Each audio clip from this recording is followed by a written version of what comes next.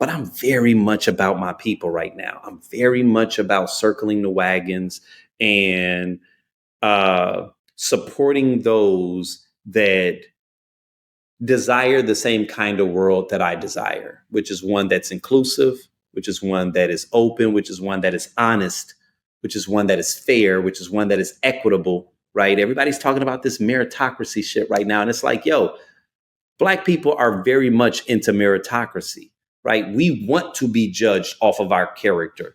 Back in the days from what Martin Luther King said, judge me by the content of my character and not the color of my skin. But while they're talking about meritocracy, they're saying that, but they are going to make a decision based upon what they will call now a culture fit, right? That's the word that corporate America likes to use, culture fit, right? But we all come from different cultures. So if you're not seeking inclusion, then what culture are you talking about? The Aryan culture? Like, call it what it is, right? Stop using these fancy buzzwords looking for new ways to discriminate. You know what I'm saying? So it's like me understanding that, like, as we get deeper and deeper into this space, people are going to have to take sides. And you all may not see it now. I'm seeing a lot of people, even on social media, like, they want to walk this fine line, right?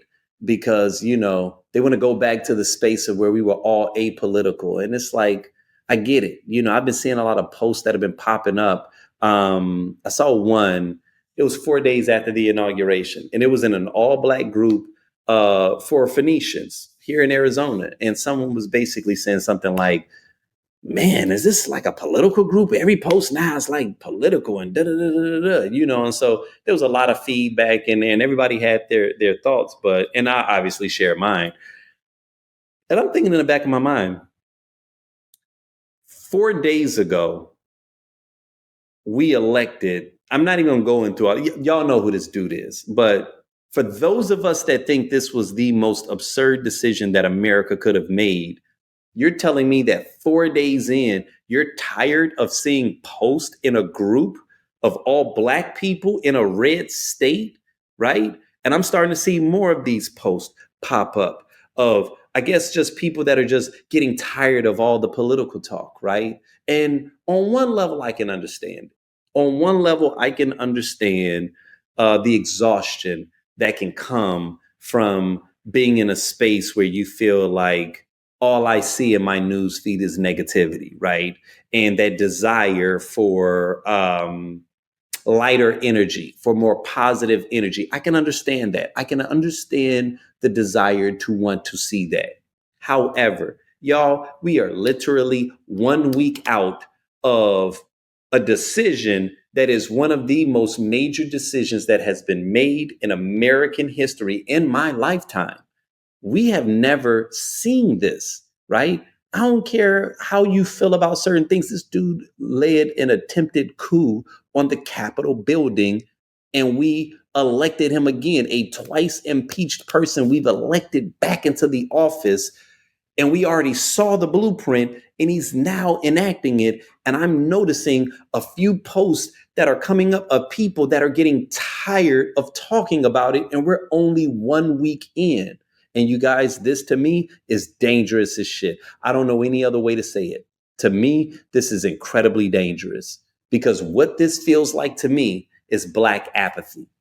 This is Black apathy. Whether or not you all want to call it that, that's what this is, right? And that to me is what they are counting on. That is what they are hoping for. They are hoping that you get tired of this. That's one of the biggest things that Trump does.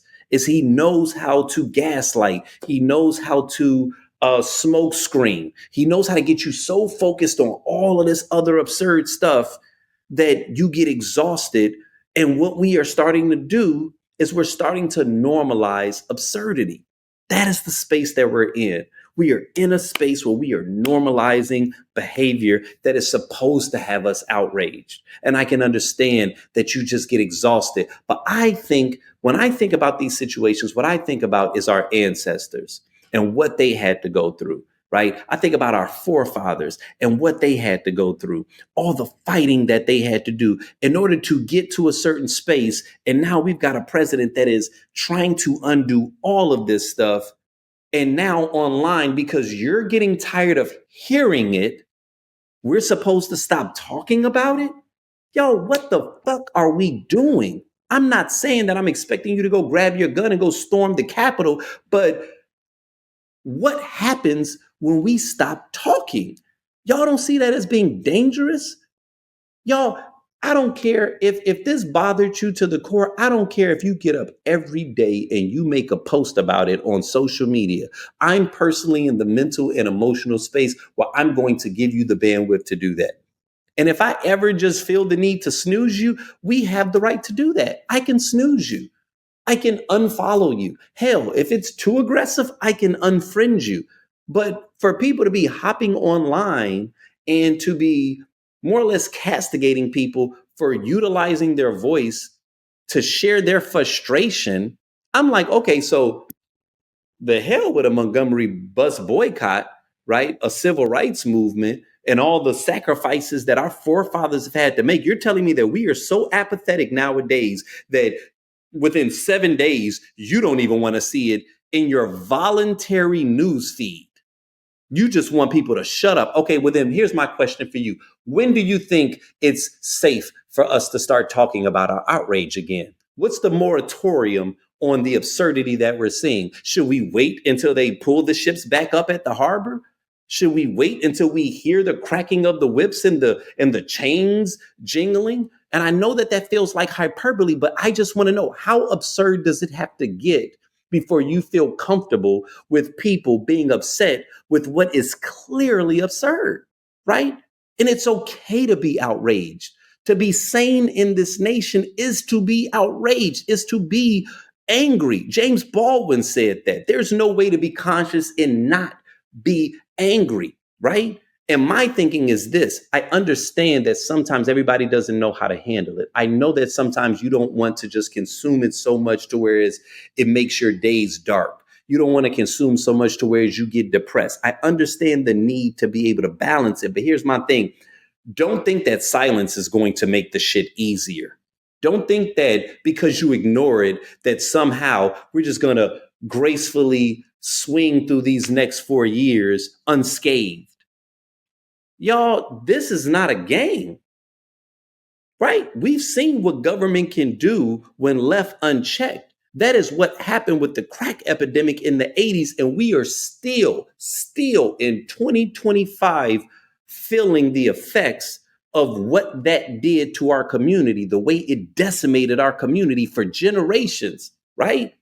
Black men being locked up, people being born crack babies, all of that type of stuff, right? People being raised in households without mother and father. Like, all of this was done, and this was government sanctioned, right? So like, y'all, I'm not trying to be the person to like put the battery in people's back, but y'all, like,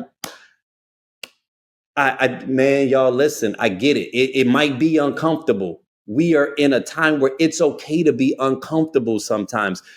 Find some shit that's your happy space, but allow yourself the opportunity, allow yourself the permission to be outraged, because this is not normal. It's not normal, right? And silence, whether or not you want to acknowledge it, is complicity. If you don't recognize that it is, if you don't say anything about it on a level, you're saying, I'm cool with it. And at what point is it okay for us to start talking about it? And by the time that we realize, oh, we should start saying something about it, it's probably too damn late. It's probably too late. So don't get into that apathetic space where we're apologizing, where, oh, I'm tired of reading this. Well, what you want to do? What, you want to go back to tap dancing? These ain't the times for us to just pretend like we don't know what's happening. And it's okay to be uncomfortable. That's called life. I promise you, your parents went through it. I promise you, your grandparents went through it. I promise you, our forefathers went through it. And whatever it is that we're about to go through fails in comparison to what they actually went through. So let's not be cowards. Let's not be weaklings. Let's not get to this space where we are so apathetic to where we're just sitting on our hands. Because you want to know something? Our counterparts, they about that action. That's why they stormed that damn Capitol.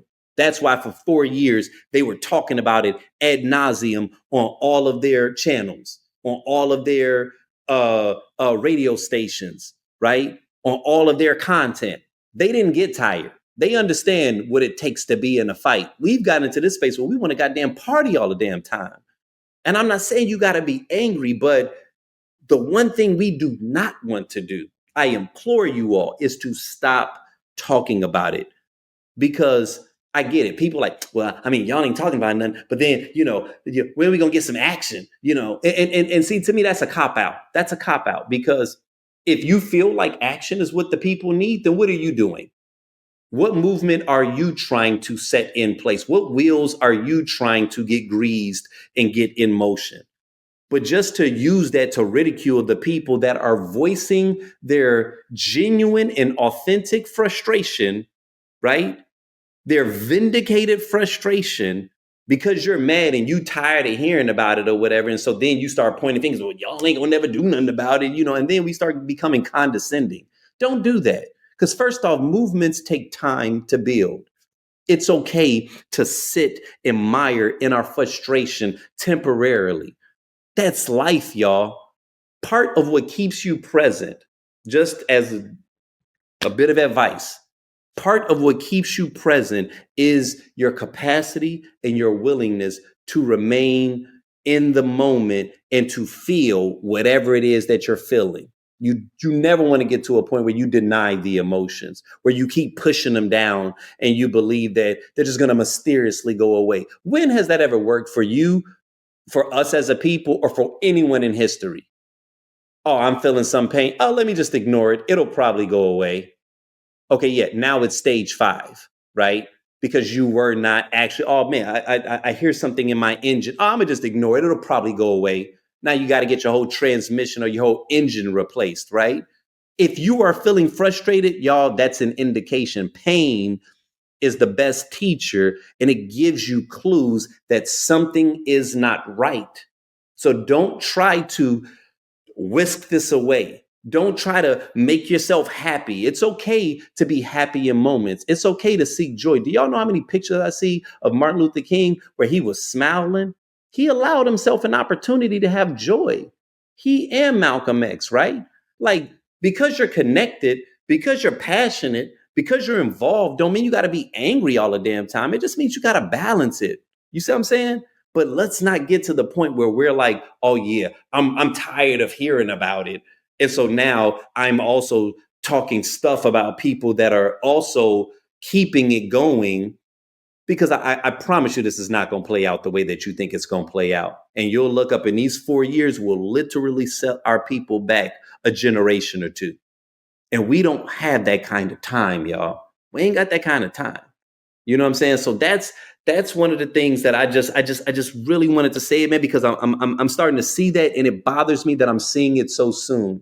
And I'm seeing it from intelligent people. I'm seeing it from business-minded people. And I'm like, okay, is it really just because you want some peace and love, or is it really because you kind of low-key comfortable with the nonsense that's happening right now?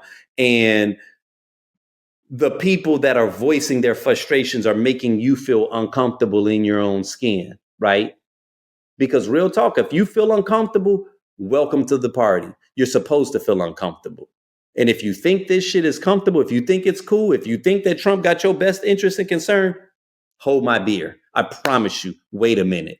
This dude cares about no one but himself. If you don't know that, he let them people go into the Capitol building in an attempt to hang his former vice president. If you think he care about your black ass, then I don't know what to tell you. I don't know what we're doing right now as a nation. I try to be calm and patient around people because we ain't outraged enough, to be honest with you. I'm a step away from being militant, right?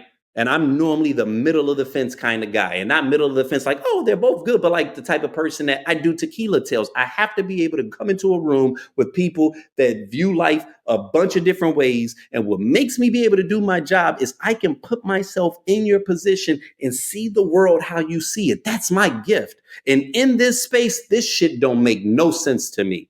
It makes no sense. So I'm not even trying to hear what the other side says because I know it doesn't have any value. And I'm not on that, y'all. I'm not on that.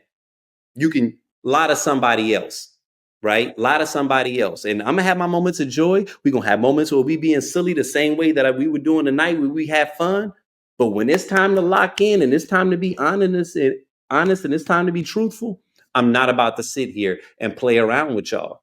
Because what I'm not gonna do is look back a year from now, 2 years from now, 4 years from now, and be like, man, what if? Like, we don't know that this is absurd, right? And so I get it. We don't have an action plan just yet. You know what I'm saying? And so I don't want y'all to feel like, oh, gloom, doom, because I'll be honest with y'all. I actually feel rather optimistic about everything. I feel incredibly optimistic. I do not think that this is going to play out the way that they think it's going to play out. I don't. I don't. I think that we are going to look back and we may end up realizing that Trump did make America great again, but not the way that he thought he was going to make it. Right. So I am very optimistic about just some of the chatter that I'm starting to see, the fact that I'm seeing people move and mobilize and shift in certain ways. You know what I'm saying? And I want to encourage you all to feel that way, right? And I also I want to encourage you all to be honest with yourself, right? Because you do know where you're at mentally, you do know where you're at emotionally, you do know where you're at spiritually. You know what I'm saying? And my goal is not to get you into a space where you are depressed or just the way that you show up in life is less than appropriate. I know many of us have children, you know what I'm saying? And we got to put on a happy face, man, for those that we love. And so I understand that all of our situations are different. You know what I'm saying? So I'm not here to say that we all have to be the same way, right? Like, when the Montgomery bus boycotts happened, right? Everybody was not in a position to participate in that. Certain people that probably wanted to participate might not have been able to because they couldn't find a ride that could take them an hour across town and they had children and bills had to be paid, right? So there's multiple ways of how you can be civically involved. There's multiple ways of how you can get active. I know one of the big things that everybody's talking about right now is like the boycotts, right? And it's like, oh, we got to boycott this, we got to boycott that. And listen, if you are in a position to boycott, if it makes sense for you, then get after it, right? But also understand that that's not the only way to be active. That's not the only way to be intentional with how you spend your dollars. So instead of saying, don't go to Target, because no, there's still several Black people that have businesses in Target, right? Just be intentional when you do go to Target, right? Because everybody loves Costco right now. But from what I understand, there aren't many Black businesses that are in Costco because of the way that their business structure is set up. You have to be able to sell wholesale, and many of our businesses don't have the capacity to be able to give them the volume that they need. And so it's like, yeah, we're excited to go to Costco because they're championing DEI, but meanwhile, DEI one has benefited far more Asians and white women than it has Black people. But then you'll be in Costco spending all your money amongst a bunch of white owners while ignoring Target in these other areas that may have Black products in there. So that's what I'm saying. Like, we feel your emotions, but we can't get caught in just a knee-jerk reaction, right? And it's going to take time. You know what I'm saying? It's going to take time. Give yourself permission to feel whatever emotion it is that you feel. Give other people the space. You know what I'm saying? But like I said, I just really wanted to give this message because the apathy, I think, erodes us from within. Because one, you may get tired of it, and so then you get disengaged, and then other people that are still feeling passionate about it starts to feel inadequate or like they're doing something wrong, and so then they start ignoring their emotions, and then it's like, this does not make the world better.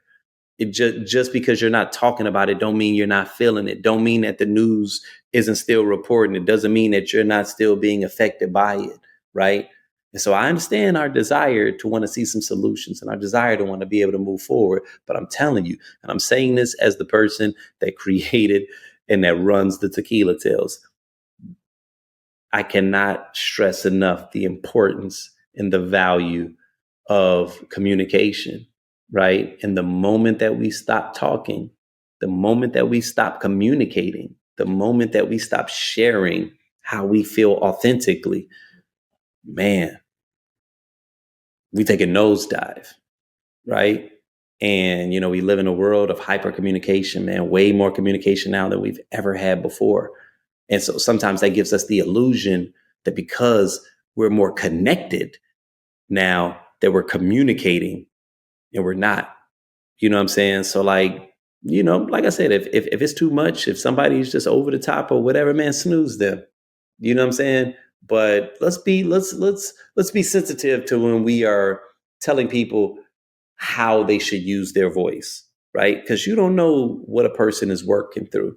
You don't know what trauma they are dealing with or what fears they are fighting every day. And sometimes that outlet, sometimes that capacity to just get it out, it can be therapy for a person, right? Because when you don't speak on it, when you keep bottling that shit up, that's how you start getting people that go into public places and have breakdowns and just start leveling people.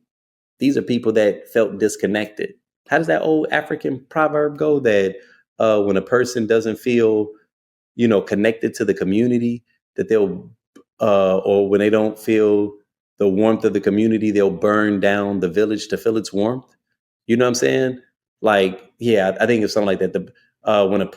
When a child doesn't feel connected to the community, they'll burn down the village to feel its warmth, right? And that's profound when you really think about that. You know what I'm saying? How much occurs, how much we experience, how much of it is predicated on our desire to feel seen, to feel heard, to feel acknowledged.